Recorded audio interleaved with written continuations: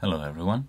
In today's video I'm going to be relatively brief, but I will show you how to save one layer of thread, how to save some time, how to make more slender body, and how to taper the fly a little bit better maybe, and how to form body from thorax to the rear. So all of this in just one very simple fly, as you can see, and of course it can be applied for many other flies that you tie. So without any further ado, I'll just first go into theory part, which is quite easy. Most conventional way to start a fly would be a jam hitch. So you would just go with your thread against the hook from your side, you touch the hook, you go around, maybe you do one or two wraps to the front and then cross over, or you can just go immediately across the thread and go towards the rear, where now we would all agree, I guess, that to secure materials, especially slippery materials, better, we need layer of thread across over the hook shank. So if that's not an issue anymore, and it isn't obviously, I can proceed with, if I want to attach my materials over here, I have to go back with my thread. So you can do open turns, of course, but then you'll create some bumps, and you can go in tight turns, but then you will see, as you can see that I'm thickening the fly immediately. So this is 2 layers of thread at the moment. And now if I want to attach, for example, whatever, barb or something, I will need to go like this and go here and then go back, and so on and so on. Or I don't need to go back, I can just attach another material from the other side or on the top and then cover it, create taper, that's fine. But as you can see already, I just have thread and it's already bulky. Okay, now let's go back. So what we just did is most common so-called jam hitch, and it is easier. It is like just because it's most common, it is easier. That's just not true. It's good for reverse taper if you want to attach materials over here, for example for caddis pupas, and create this rear part a little bit thicker. That's good, not problem. It's okay for bigger flies where you don't need to pay attention so much for the bulk, but if you are going to tie something smaller than 14, so this is 14 and goes smaller, you'll probably need to take care of thickness of thread. So for this one I'm using 830 pink, and one of my friends asked me why did I use pink in one of my flies, wet flies, and I said I like this color on the fly, it pops out nicely and it's still not too popping out. So just the color, just aesthetics, nothing else. I like this color on the fly. So reverse jam hitch, you go completely the opposite. So first I'll go thread through the wax just to make it less slippery. So you go against the hook. From you press the thread against the hook, which is the same, and then instead of going with your bobbin holder around the hook shank and creating everything, you will actually start with your tag end hand, which is non-dominant hand usually, and go from beneath around and over towards you, and then slide wherever you want this. I usually want it here where the bend starts. So 1, 2, notice the flat thread, 3 wraps. Now this is very tight pressure, as you can see I'm bending the hook a little bit. Now use a little bit less pressure just in case, because it's just 3 turns, and then catch the tag end, and that's the beginning of reverse jam hitch. Now I will cut my tag end here, and from now on I will take care of like literally every little detail I can remember of. So first of all, it will be proportions. So you should plan the fly. So from here to right about here. So I'm going to use this bend more or less for the head, but I need thorax to be here. So my body, well, fly's body should be 2/3 without, so it's somewhere around here. So I would like to ask you a question now. How many of you think that this body is too short compared to the proportions of the hook? Please tell me down in the comments. Now, I'm going to use uni-French wire, and this one is extra small. For this hook I don't need much thicker. It's here to protect the fly, obviously, and to give it a little bit of shine, just a touch. That's it. This golden wire is not super shiny. Now I'm going to counterspin the bobbin holder slightly, just to catch the tip of the wire here. So slowly I will catch it and then proceed, as you can see, flat thread. And I'm catching the wire on the side, and this is far side if the hook is not reversed. So from me it's far side, as you can see here. The thread is flattened right now, so I'm not concerned about that. Now, body material is going to be Amherst pheasant tail, and I'm going to use exactly 3 barbs. I find that that's quite nice number for this size of the hook.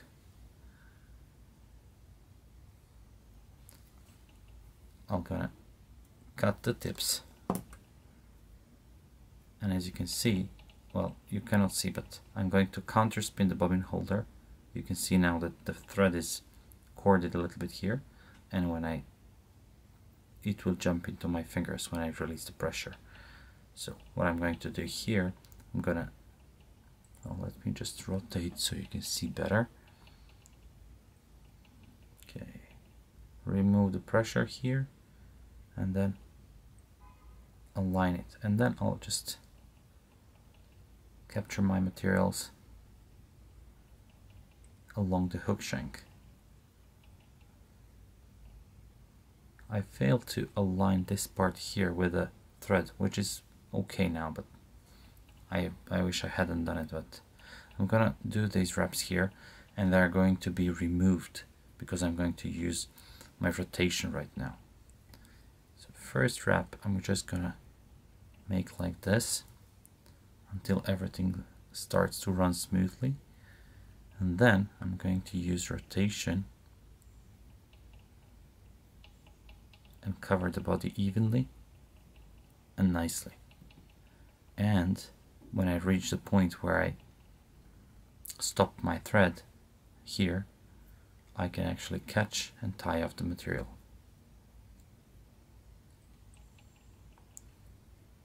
One, two. I'll just place it on the side of the hook, like so. Now you can do one thing which is like very convenient sometimes. Place some pressure and then just pull the opposite direction, and it's cut perfectly. Now let's add some nice detail to this fly.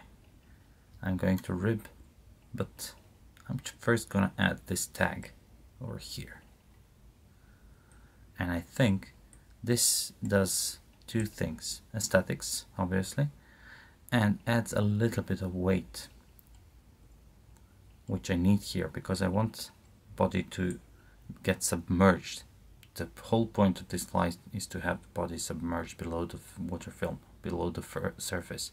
So that's why I wouldn't encourage people to use spiky dubbing for flies like this, because spiky dubbing, when the fly is very dry, new, it will actually lie flat on the surface. It won't have the proper position on the water surface. After couple of fish, couple of casts, everything is going to be set where it's belong to be. Like, but I want to have fly ready just as I start fishing. First casts are usually the most important ones. Notice what I did. I unraveled a couple of wraps because wire is holding my pheasant tail barbs here, and then I'm gonna place the wire on the other side of the hook, obviously. So I have my pheasant tail barbs from one side, I have wire from another side, which creates a nice almost flat surface over the thorax area. And we have body ready at this moment.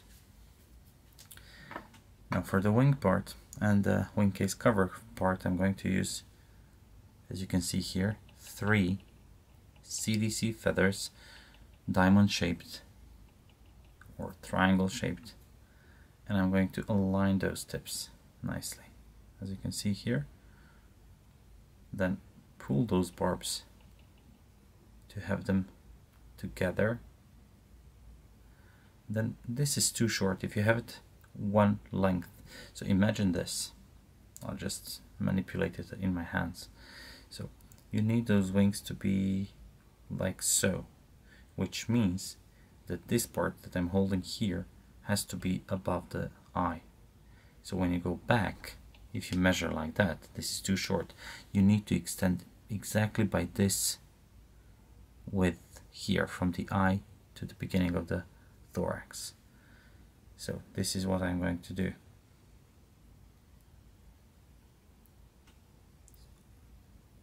Okay, just let me realign those CDC feathers again. Realigned. Now, if I want one hook length too short, a little bit. Now I want my wings to be more or less this much, slightly over the length of the hook. And then I need to extend it by this length here. So I'll just place my nail here, transfer, and that's it. Counterspin the bobbin holder to make corded thread to cinch into the material. Now let me see, where am I? Okay, I'll go back a little bit more. Almost perfect. Cut the excess by an angle, like so. And then I'll just go a little bit more, exactly where the thorax is due to be. This is going to make me problems later if I'm going to form a head.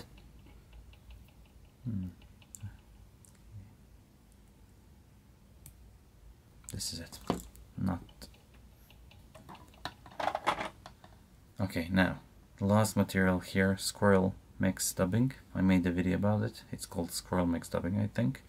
So I'm just gonna spin the dubbing in a clockwise motion around the thread. You don't need much. This is maybe 2.5 centimeters. For imperialist measures, it's around 1 inch, I think. So I'll just go make it here, make one wrap slightly over the CDC here. I'll add a little bit more. I want it more tight. And that's it. One more thing, I'll cover wire over here just to make tighter connection between CDC and the thread. One more thing, I like spiky dubbing because it will simulate legs, especially after a couple of fish. Okay, now return the thread, make this wing case cover nice. You can make it a little bit bulgy, like so. And now I'm holding my nails here, as you can see. I'll just make one wrap, and it's soft, like there is no pressure over here. And now upward motion,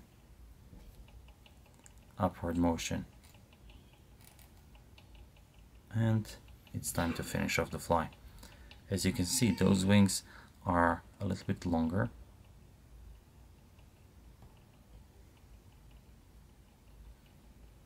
But those wings are for you, meaning that you will be able to see them better, and fish sees a little bit from below, not too much, which can represent maybe even hatching body, while this is maybe a shock, which I doubt, but maybe some wings protruding through the surface or so. So let's just do the whip finish here.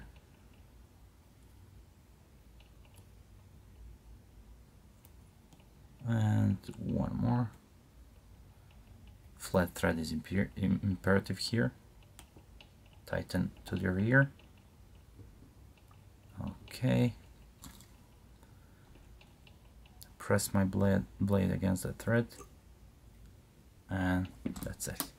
Shuttlecock emerger made with Amherst pheasant tail, with quite a few techniques involved. Techniques that are around the thorax area where I was lying, the pheasant tail barbs towards me and the wire again on the opposite side, is something that creates a base right about here, which is good for setting up wings if you're doing some wing flies.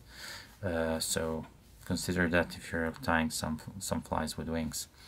So guys, this would be it. As you can see, very simple fly, but still it's very effective. Many people avoid using CDC because it gets matted down by fish slime. It's not a problem. I mean, after many fish, which everyone likes, yes, it does get saturated by slime, and it's definitely not as easy to dry as when it was new. But if you rinse it in water with your fingers, just like so, just rinse it, don't be too gentle. It's pretty rough feather considering how soft it is. Just rinse it. When you rinse it, take a paper tissue, fold it over the wing and just squeeze as strong as you can and like rub it a little bit like so, and then just go with paper like this through the wing a couple of times, which will make it almost as dry. By the time you cast it to the next fish, it's dry. It's very simple. No Amadou necessary. Amadou helps though, but just paper tissue or toilet paper is all you need here. I like those wings on the maybe longer side, but I've seen people using even longer. I'm not sure about those. I never tried, so I cannot tell anything about that. But what I definitely do not suggest is making them shorter, because it will not support your fly properly, and more importantly, you won't be able to see it if you have like just a little stub of CDC pointing out from the water. I mean, I have good eyes, but I wouldn't be able to see this like 10-15 meters away from me. While this part I can see like 25 meters away from me without any problems. Of course, not on rough water. So guys, this would be it. If you like this video, please give it a like, subscribe, and see you next time.